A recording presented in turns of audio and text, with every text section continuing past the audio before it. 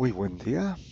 Tenemos la lectura de la liturgia de la palabra del día domingo 14 de septiembre, 24º domingo del tiempo ordinario, ciclo C. Bueno, damos los créditos correspondientes, leemos del misal popular que edita Paulinas con base en la Conferencia Episcopal de Colombia. Muy bien, vamos a la primera lectura que nos presenta este domingo. Tenemos la lectura del libro del Éxodo, capítulo 32, versículos del 7 al 11 y del 13 al 14. Bueno, sabemos que el Éxodo es el segundo libro del Antiguo Testamento y que con los otros 5 libros, Génesis, Números, Levítico y Deuteronomio, comprende la ley o la Torá judía.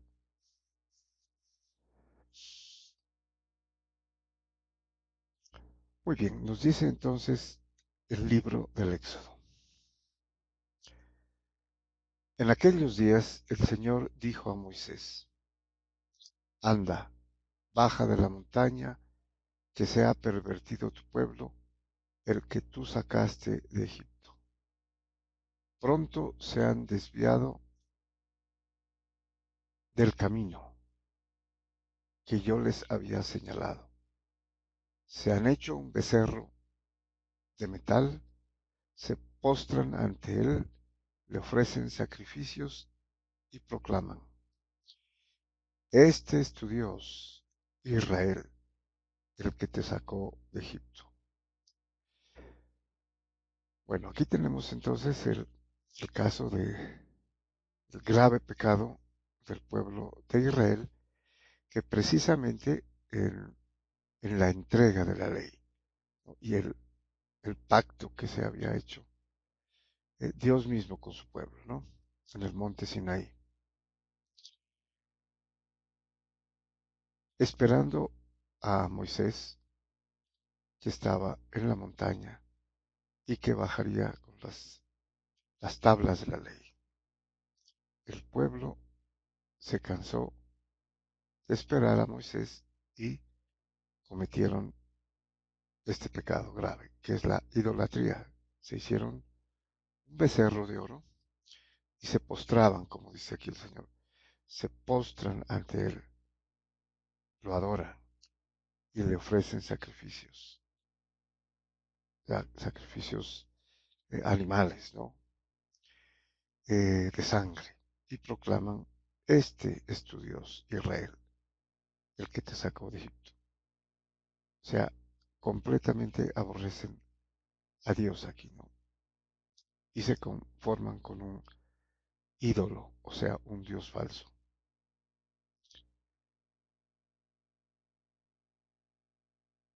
Y el Señor añadió a Moisés: Veo que este pueblo es un pueblo de dura cerviz. Por eso déjame, mi ira se va a encender contra ellos hasta consumirlos. Y de ti haré un gran pueblo. Entonces Moisés suplicó al Señor, su Dios: ¿Por qué, Señor, se va a encender tu ira contra tu pueblo, que tú sacaste de Egipto con gran poder y mano robusta? Acuérdate de tus siervos Abraham, Isaac e Israel, a quienes juraste por ti mismo: multiplicaré su descendencia como las estrellas del cielo, y toda la tierra de que he hablado se la daré a su descendencia, para que la posean por siempre. Bueno, esta era la promesa que había hecho Dios, ¿no? A Abraham, o sea, a los patriarcas. Y aquí lo que está haciendo Moisés es intercediendo por el pueblo que ha pecado. Y le dice que no los castigue, que no se encienda su ira. Entonces se arrepintió el Señor de la amenaza que había pronunciado contra su pueblo. Bueno, gracias a Moisés entonces, Dios dice se arrepintió, ¿no? Ese es un antropoformismo a la manera pues humana de arrepentirse de algo. Pero todo esto es una forma pedagógica, ¿no? Digamos que podríamos decirlo retórica de lo que dice Dios, pero más importante que eso, en el fondo es su misericordia. Precisamente se sirve de esta parte literaria para eh, resaltar la misericordia de Dios. O sea, perdona. Muy bien, vamos al Salmo responsorial.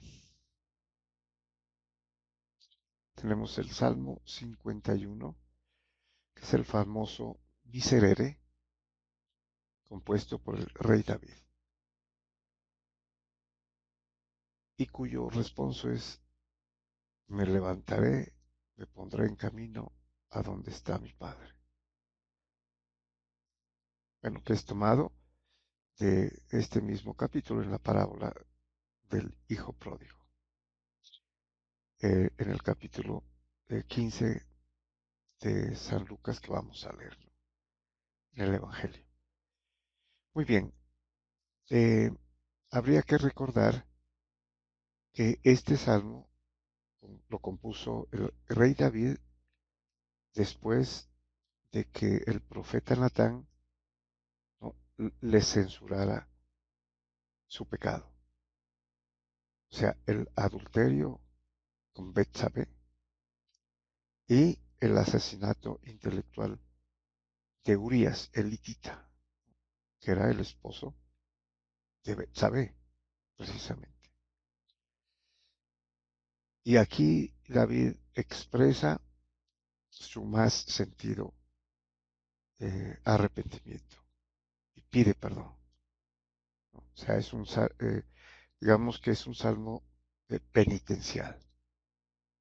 Entonces ya vamos descubriendo que la temática de, de esta lectura de este domingo es precisamente la misericordia de Dios, ¿no?, donde tiene que mediar el arrepentimiento y la parte penitencial. O sea, aquí David pide misericordia por su pecado. Muy bien, nos dice entonces el salmista, el rey David. Misericordia, Dios mío, por tu bondad, por tu inmensa compasión, borra mi culpa, lava del todo mi delito, limpia mi pecado. Se, se, se siente, ¿no?, en el texto la compunción, el arrepentimiento, el dolor que tiene eh, el rey David por el pecado cometido. Y continúa.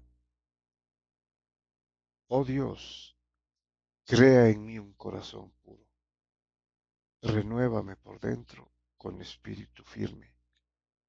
No me arrojes lejos de tu rostro, no me quites tu Santo Espíritu.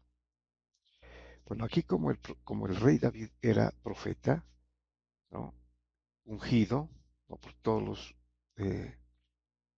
los reyes eran ungidos, él prácticamente aquí en esta parte eh, lo hace en forma mesiánica, ¿no? Se apunta al Nuevo Testamento. En el Nuevo Testamento, con la redención recibida de Jesucristo, tenemos un nuevo corazón, digamos, ¿no?, porque somos A través del bautismo somos criaturas nuevas y nos renovamos por dentro con el Espíritu de Dios, ¿no? El Espíritu Santo, que se recibe en el bautismo. Y aquí lo dice al final, no me quites tu Santo Espíritu. Ya en el Nuevo Testamento, por el bautismo, al ser parte de la iglesia, que es el cuerpo místico de Cristo, tenemos el Espíritu Santo, ¿no? Bueno, entonces es una, digamos que es una eh, estrofa mesiánica. Y continúa, Señor, me abrirás los labios y mi boca proclamará tu alabanza. El sacrificio agradable a Dios es un espíritu quebrantado, un corazón quebrantado y humillado. Tú, oh Dios, tú no lo desprecias. Bueno, aquí está el centro de la penitencia, ¿no? Debe haber arrepentimiento, debe haber compulsión, es el dolor de corazón, ¿no? El que se hace en el sacramento de la confesión, ya en el nuevo pacto, ¿no? Entonces tenemos los 5 pasos de, una, de una buena confesión. Entonces, examen de conciencia. Aquí el rey David tuvo que haber reparado, ¿no? Lo que hizo, que cometió, el pecado, dolor de corazón. Se siente aquí en sus palabras, ¿no? Le duele haber ofendido a Dios tan gravemente. Propósito de la enmienda. También se siente, él quiere un corazón nuevo, para no volver a pecar. Confesión de boca, que es precisamente, está haciendo, ¿no? Está confesando su pecado. Y la satisfacción de obra, que es lo que el Señor le enviará como parte de la pena, digamos, ¿no?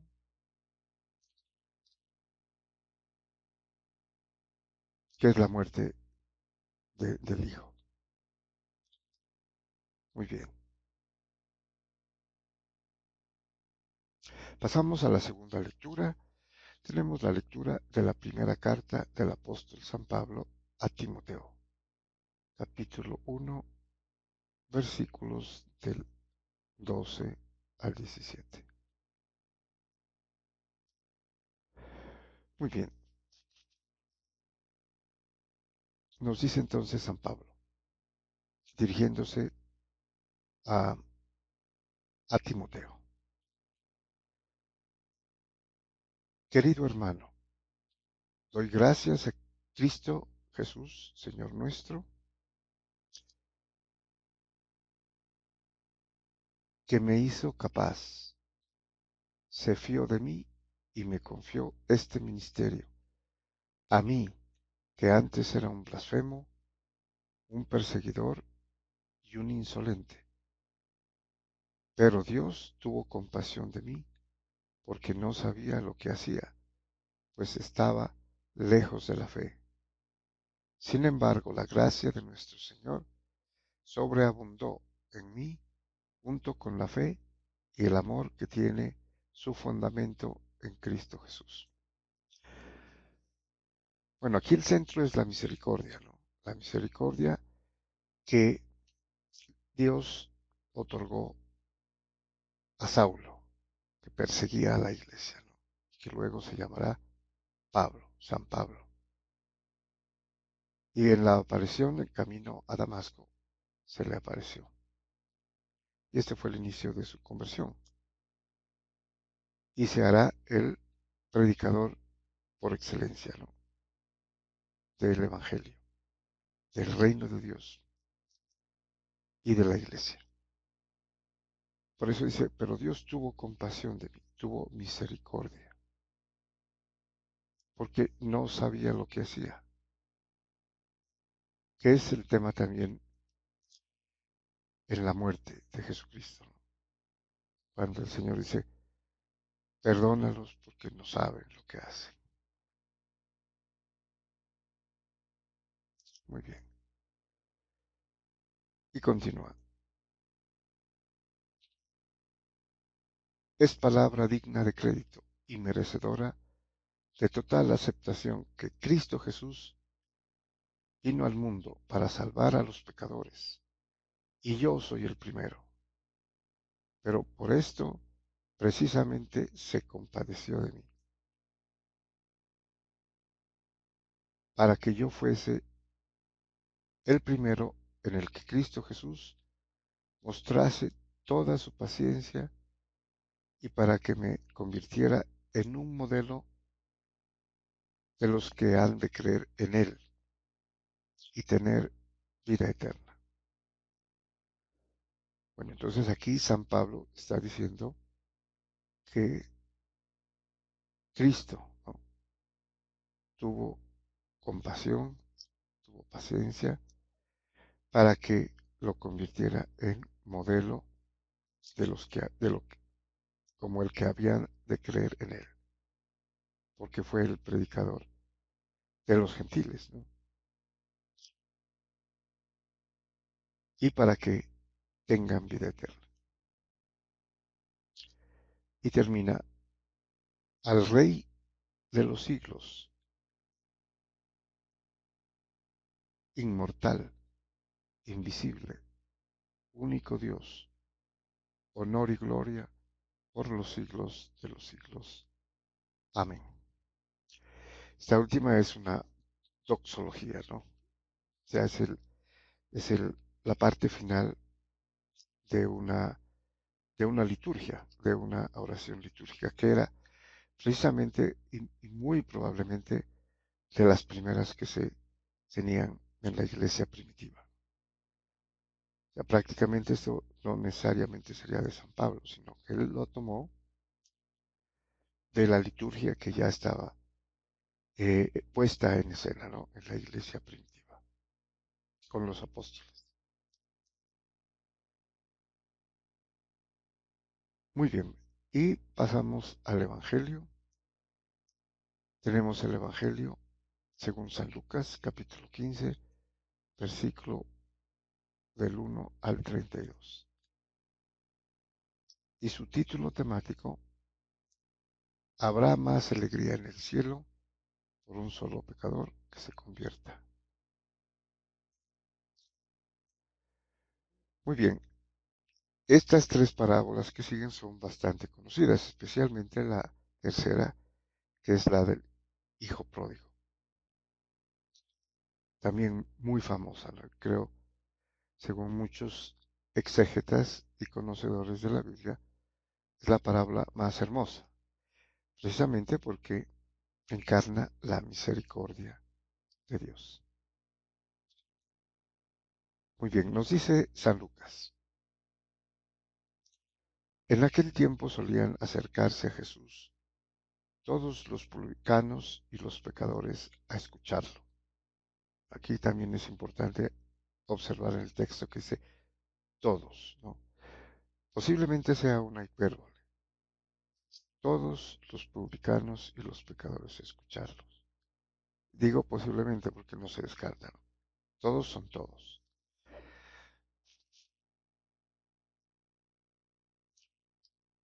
Y los fariseos y los escribas murmuraban diciendo: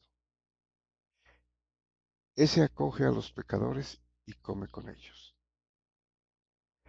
Esta es la crítica que le hacían los fariseos, que se consideraban justos, ¿no?, cumplidores de la ley y muy posible santos, ¿no? Pero lo hacían, como hemos visto, solo en apariencia para que los vean y los respeten. Jesús les dijo esta parábola: ¿quién de ustedes que tiene 100 ovejas y pierde una de ellas, no deja las 99 en el desierto y va tras la descarriada hasta que la encuentra? Y cuando la encuentra se la carga sobre los hombros, muy contento, y al llegar a casa reúne a los amigos y a los vecinos y les dice, alégresen conmigo, he encontrado la abeja que se me había perdido. Les digo que así también habrá más alegría en el cielo por un solo pecador que se convierta que por 99 justos que no necesitan convertirse. Bueno, aquí podríamos entender, al hacerle la pregunta negativa, que tal vez ellos no lo harían.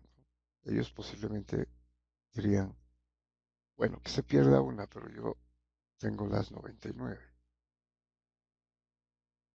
Pero da a entender que Dios sí lo hace, ¿no? Él iría tras el pecador, lo buscaría para encontrarlo, o sea, para que se convierta.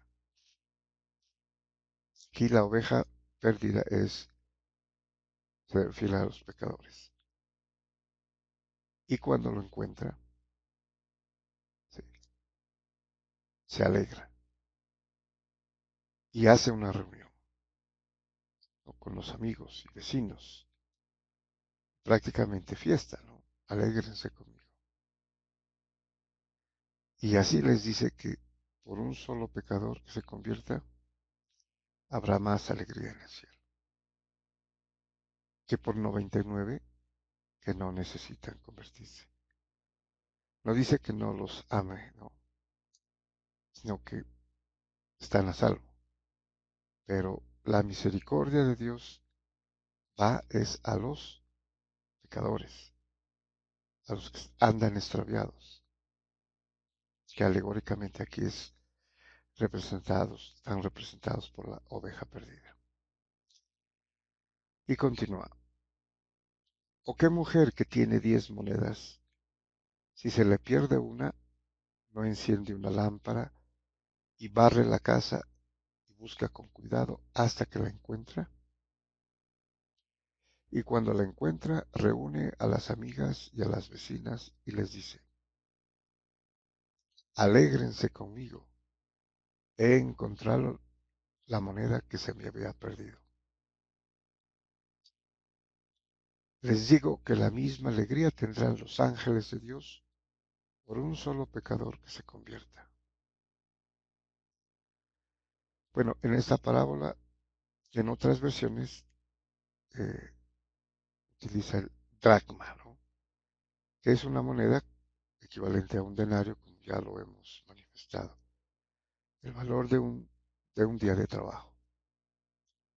Pero aquí lo importante, tal vez en forma cultural, es que en las casas de esa época todas eran en tierra. Y entonces, al pisar, eh, había polvo. Entonces, caerse una moneda era perderse, ¿no?, cubrirse de polvo. Por eso barre, barre la casa hasta encontrarla. Y también lo mismo que en el caso de las ovejas, ¿no? Llama y reúne a las amigas y vecinas. Les cuenta que ha encontrado el dracma. Eh, asumiríamos aquí que es una mujer pobre. Solo tiene 10 dracmas. Se le pierde uno y hace todo lo posible por encontrarlo. Muy bien. Bueno, aquí sigue la parábola más importante, ¿no?, con la que alegóricamente está eh, representando la misericordia de Dios. Les dice, también les dijo, un hombre tenía 2 hijos. El menor de ellos dijo a su padre, Padre, dame la parte que me toca de la fortuna. El padre les repartió los bienes. No muchos días después, el hijo menor, juntando todo lo suyo, se marchó a un país lejano y allí derrochó su fortuna viviendo perdidamente. Cuando lo había gastado todo, vino por aquella tierra un terrible hambre, un hambre terrible, y empezó él a pasar necesidad. Fue entonces y se contrató con uno de los ciudadanos de aquel país, que lo mandó a sus campos a apacentar cerdos. Bueno, aquí culturalmente sería importante entender que era tal la necesidad y la pobreza a la que llegó este hijo menor, que tuvo que hacerse maldito, así literalmente, ¿no? Que es lo que consideraban los judíos cuando alguien apacentaba cerdos. Y aquí está, obviamente, en un país lejano, que no tiene nada que ver con Judea, el país de los judíos. Entonces es lo peor que puede haber pasado. Por eso se consideraba maldito un judío que tuviera que apacentar cerdos. De hecho, los judíos no comen carne de cerdo, la consideran impura. Y continúa, deseaba saciarse de las algarrobas que comían los cerdos, pero nadie le daba nada. Recapacitando, entonces se dijo, ¿cuántos jornaleros de mi padre tienen abundancia de pan, mientras yo aquí me muero de hambre? Me levantaré, me pondré en camino a donde mi padre y le diré, Padre, he pecado contra el cielo y contra ti. Ya no merezco llamarme hijo tuyo. Trátame como a uno de tus jornaleros. Bueno, aquí el hijo menor recapacitó. O sea, aquí tenemos prácticamente las partes que integran la penitencia, ¿no? Como sacramento, perdón de los pecados, sacramento del perdón, de la reconciliación. Entonces, él se examina, ¿sí? Recapacita y entonces decide, ¿no? Y eso obviamente viene internamente del corazón. Me levantaré. O sea, piensa lo que va a hacer. Me pondré en camino a donde está mi Padre. Y le diré, aquí está la confesión de boca. Padre, he pecado contra el cielo y contra ti.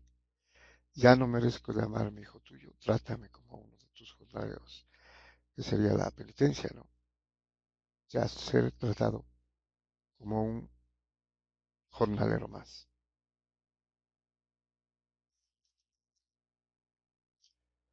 Veremos a ver si lo cumple.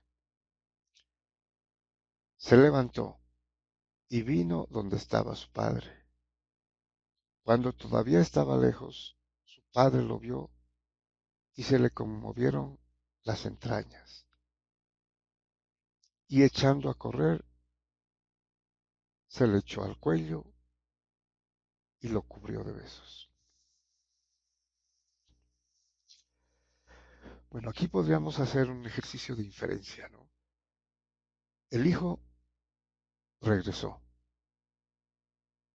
y dice, cuando todavía estaba lejos, su padre lo vio. Es decir, el padre salía todos los días a ver si llegaba su hijo. Inferimos esta. Y obviamente ya podremos decirlo alegóricamente, el Padre es Dios. Aquí, ¿no? Papá Dios, Padre bueno. Como en las otras dos parábolas, ¿no? Dios que busca al pecador para convertirlo. Y dice, se le conmovieron las entrañas y echó a correr. O sea, no esperó que llegara a pedirle perdón. Él echó a correr y se le echó al cuello y lo cubrió de besos. Y aquí viene la parte central, ¿no?, del arrepentimiento. Su hijo le dijo: Padre, he pecado contra el cielo y contra ti. Que es verbatim lo que dice eh, el rey David, ¿no?, en el Miserere. Ya no merezco llamarme hijo tuyo. O sea, aquí está cumpliendo lo que hizo en su examen de conciencia, ¿no?, lo que iba a hacer. Pero el padre no lo va a dejar, ¿no?, que sea tratado como uno de sus jornaleros. Incluso podríamos imaginarnos que no lo dejó terminar, que se lo iba a decir. No se lo dice, ¿no? Porque el padre está tan emocionado, tan alegre de que él haya vuelto y que haya pedido perdón, ¿no? Pero, y aquí tenemos el pero, ¿no? O sea, no lo dejó terminar la otra parte que le faltaba, que sea tratado como uno de sus jornaleros. Pero el padre dijo a sus criados: saquen enseguida la mejor túnica y vístansela. Pónganle un anillo en la mano y sandalias en los pies. Traigan el ternero cebado y sacrifíquenlo. Comamos y celebremos un banquete, porque este hijo mío estaba muerto y ha revivido. Estaba perdido y lo hemos encontrado. O sea, hizo fiesta, ¿no? Se alegró como en las otras dos parábolas. Y se adelantó al hijo que le iba a pedir que lo tratase como cualquiera de sus jornaleros. Y le dice: no, eres hijo, traigan lo mejor, vístanlo, póngale un anillo en la mano, sandalias. O sea, lo trata como si hubiera vuelto a nacer. Y celebremos, dice, ¿no? Esto tiene una referencia importante, es al nuevo nacimiento, ¿no? Como decía el rey David: dame, renuévame, renueva mi corazón. Que sería eh, relacionado con el bautismo aquí. Vuelve, ¿no? Vuelve. Se arrepiente, se le perdona y vuelve a recibir la gracia santificante. Bueno, y continúa. Y empezaron a celebrar el banquete. Su hijo mayor estaba en el campo. Cuando al volver se acercaba a la casa, oyó la música y la danza, y llamando a uno de los criados le preguntó qué era aquello. Este le contestó: ha vuelto tu hermano. Tu padre ha sacrificado el ternero cebado, porque lo ha recobrado con salud. Él se indignó y no quería entrar, pero su padre salió e intentaba persuadirlo. Entonces él respondió a su padre: mira, en tantos años como te sirvo sin desobedecer nunca una orden tuya. A mí nunca me has dado un cabrito para tener un banquete con mis amigos. En cambio, cuando ha venido este hijo tuyo, que se ha comido tus bienes como malas mujeres, le matas el cordero cebado. El padre le dijo: hijo, tú estás siempre conmigo y todo lo mío es tuyo. Pero era preciso celebrar un banquete y alegrarse, porque este hermano tuyo estaba muerto y ha revivido. Estaba perdido y lo hemos encontrado. Bueno, alegóricamente, entonces, bueno, ya dijimos que el Padre es Dios. ¿Quién sería el Hijo?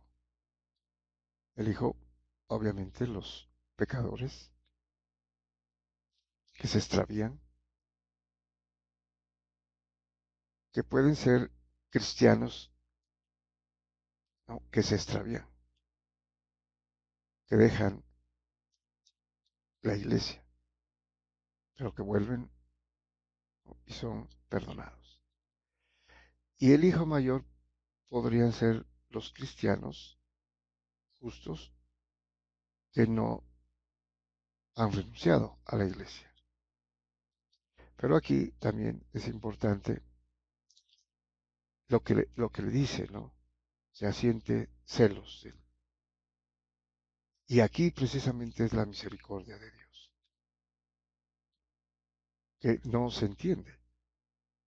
En realidad, el hijo mayor podría tener razón.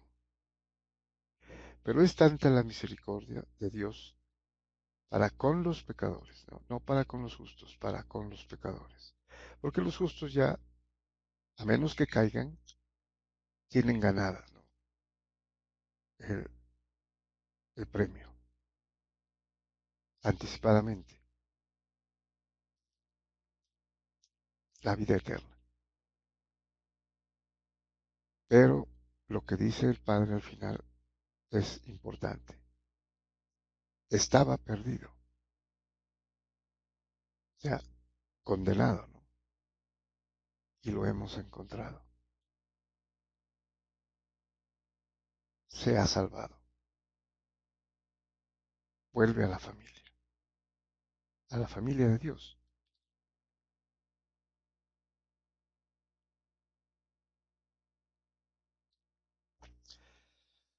Muy bien, muchas gracias y bendiciones.